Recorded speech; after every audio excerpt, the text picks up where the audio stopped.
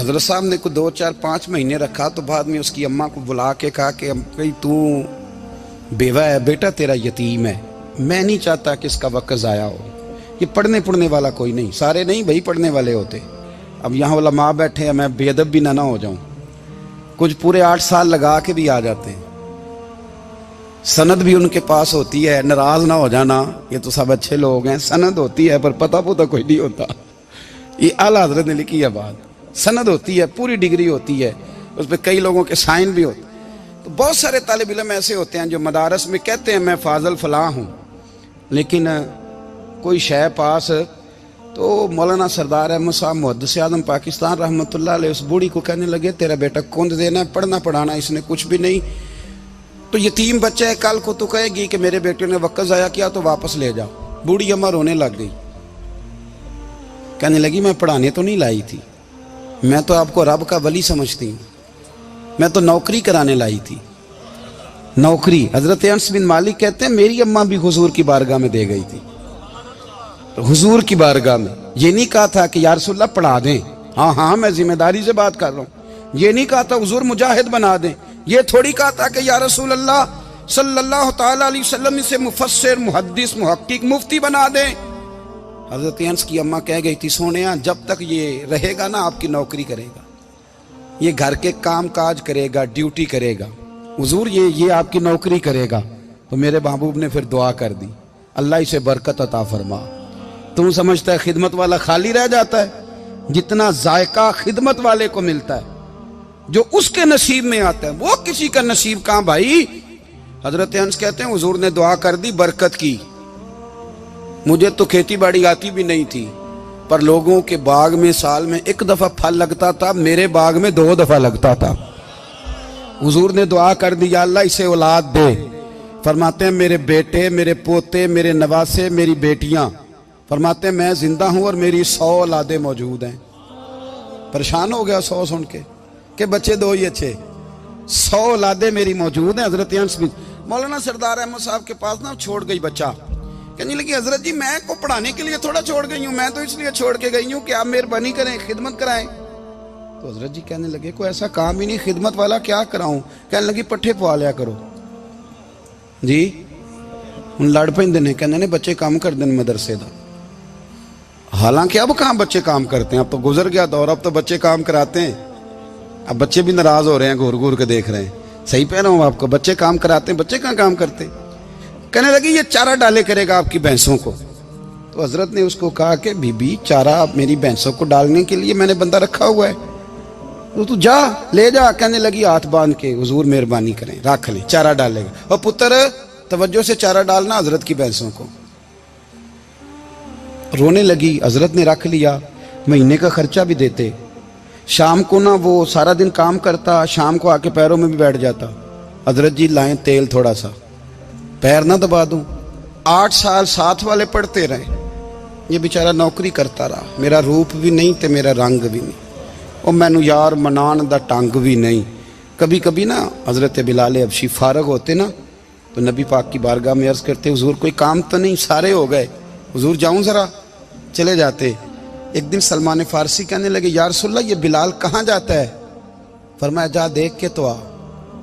حضرت سلمان واپس آئے تو آ کے رونے لگے، کہنے لگے سونیا جب یہاں سے جاتا ہے نا تو جا کے سیدہ فاطمہ کی چکی پیسنی شروع کر دیتا، بی بی صاحبہ کے کام کرنے لگتا ہے، گھر میں جا کے اسنین کی ڈیوٹی کرتا ہے، وہاں بھی کام یہاں بھی کام۔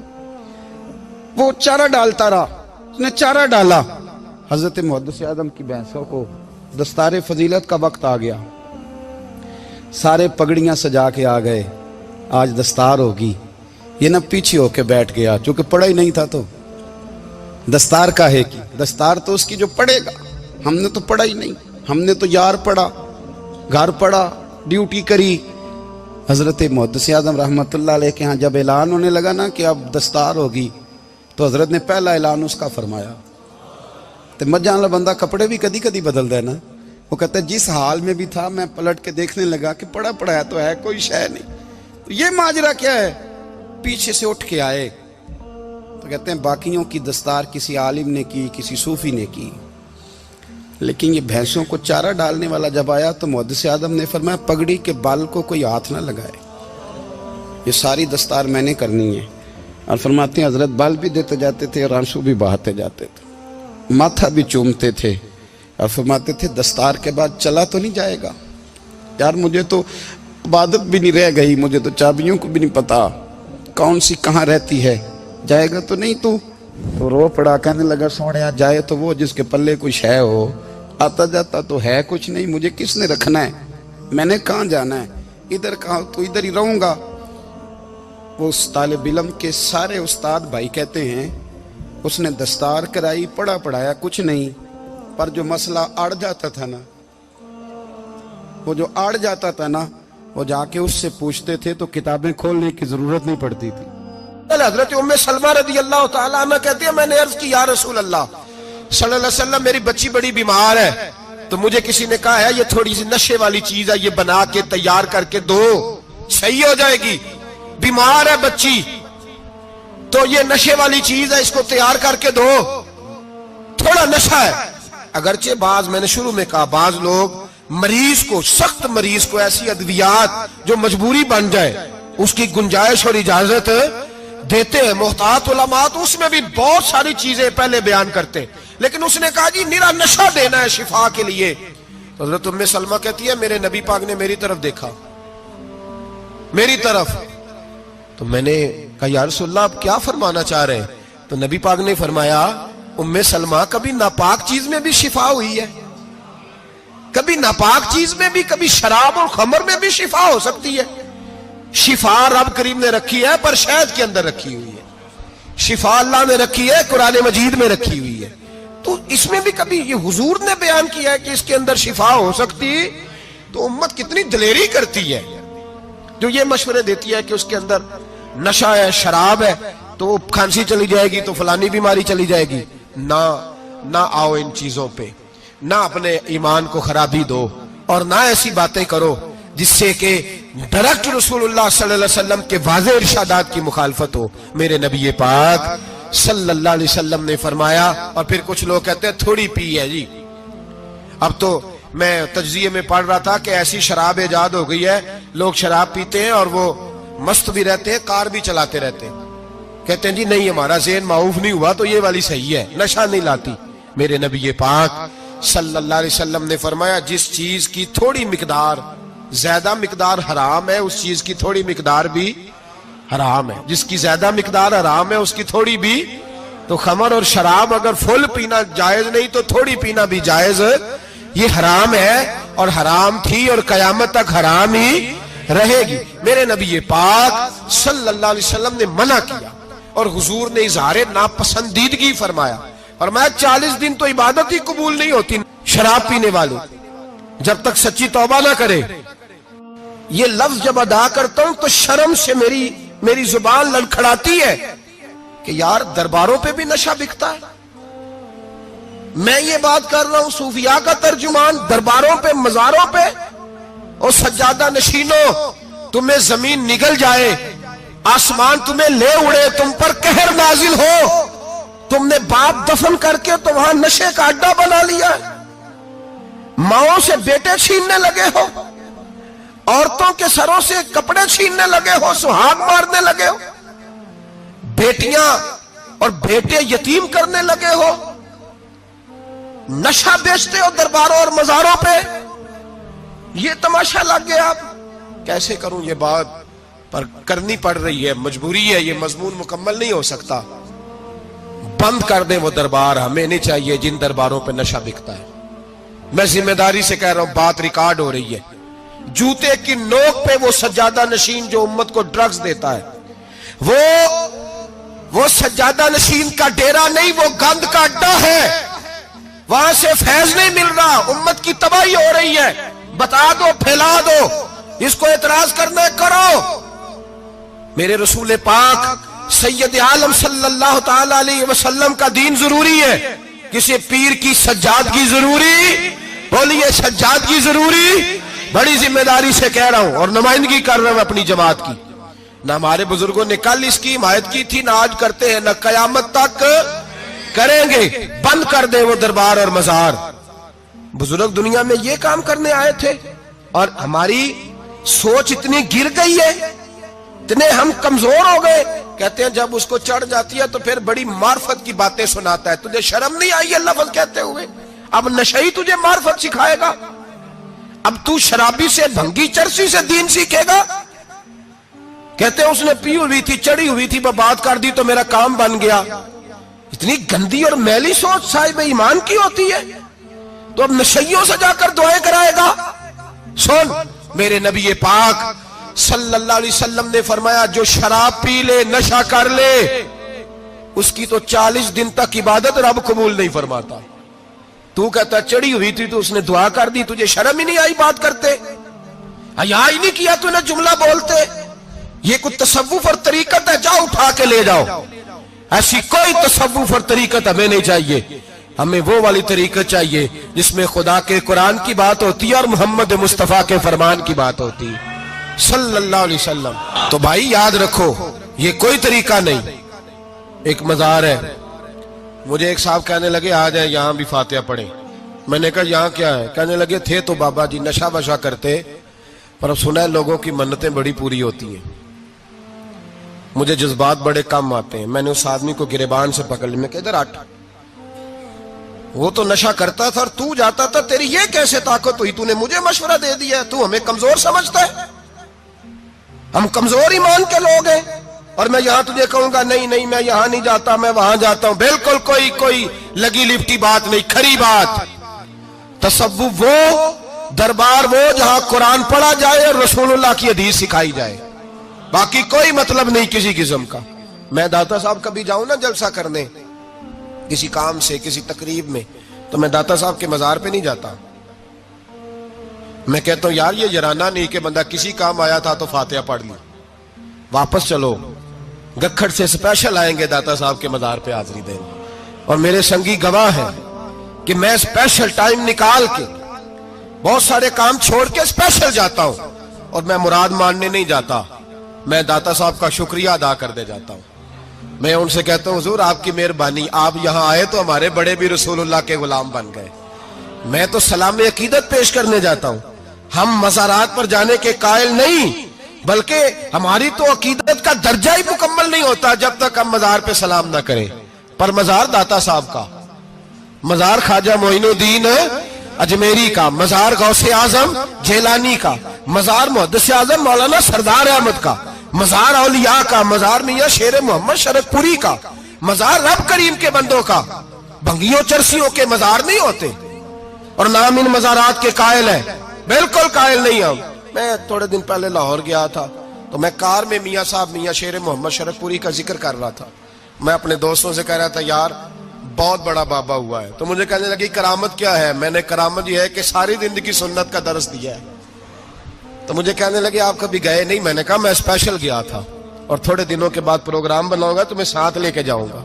हम मजारात के कायल हैं, हाजिरियां देंगे मजारों पे, लेकिन भंगियों चरसियों के मजारों पर जाने के कायल है, जोर से बोले, यहां जाने के कायल है, कोई अकीदा नहीं है हमारा।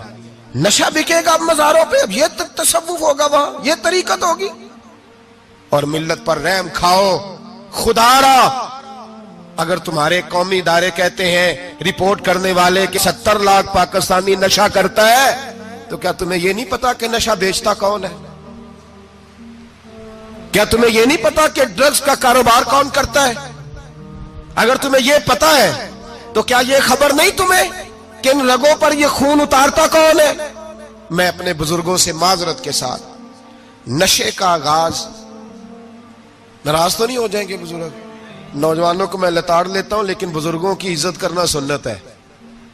तो मैं बुजुर्गों से माजरत के साथ, ये यूं समझ लिए खूगरे हमद से थोड़ा सा गिला भी सुन ले। नशा सिगरेट से शुरू होता है, सिगरेट से।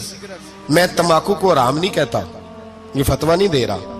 तंबाकू का हुक्म वही है जो मूली का है, जो कच्चे प्याज और लहसुन का है, कि आप जब खा लेते हैं तो मुंह से बदबू आती है, तो आप मस्जिद में आए तो आने से पहले मिसवाक करें, मुंह साफ करें, फिर आप आ जाएं, तो जायज है। मकरूह है लेकिन हराम है। लेकिन तंबाकू से आगे जब हालात बढ़ते हैं تجزیہ نگاروں نے لکھا ہے کہ ہمارے پنجاب کے کچھ علاقوں میں اب سگریٹ سے نکال کے نا، پہلے بھی بھرتے تھے لوگ اس میں بڑا کچھ، اب پتہ ہے کہ نیا نشہ ایجاد کیا ہے، اب اس کے اندر چرس بھی بھرتے ہیں اور چھپکلی کو مار کے سکھا کے خشک کر کے اس کو پیس کے وہ ساتھ نشے کے ملاتے ہیں، اور اس کا حال یہ ہوتا ہے کہ آدمی کو زیادہ نشہ ہوتا ہے، اور کہتے ہیں وہ اتنا گند ہے کہ وہ آدمی کسی کو دانت بھی لگائے گا تو وہ بندہ بھی بیمار ہو جائے گا۔ کیا یہاں لوگ اسپرٹ نہیں پیتے آپ کے ملک میں؟ اور ہم کبھی سڑک پہ جاتے ہیں تو نشئی کو دیکھ کے مذاق کرتے ہیں، دیکھنا میں ہارن لگاؤں گا تو گاڑی کے ہارن سے گر جائے گا، لیکن تجھے پتا نہیں کہ یہ کسی ماں کا بیٹا ہے، پتا نہیں کسی بیوی کا شوہر ہے۔ ایک ہمارے دوست ہیں، بزرگ ہیں، ان کا داماد فوت ہو گیا، نشہ کرتا تھا، تو میں تعزیت کرنے ان کے گھر پہنچا تو کھڑے ہو گئے ہاتھ باندھ کے، کہنے لگے حضرت صاحب باقی ساریاں گلاں چھڑ دیو، صرف نشے تے تقریر کریا کرو۔ وہ جب جیتا تھا تو تب بھی اس کے بچے یتیم ہی تھے، یتیم ہی تھے۔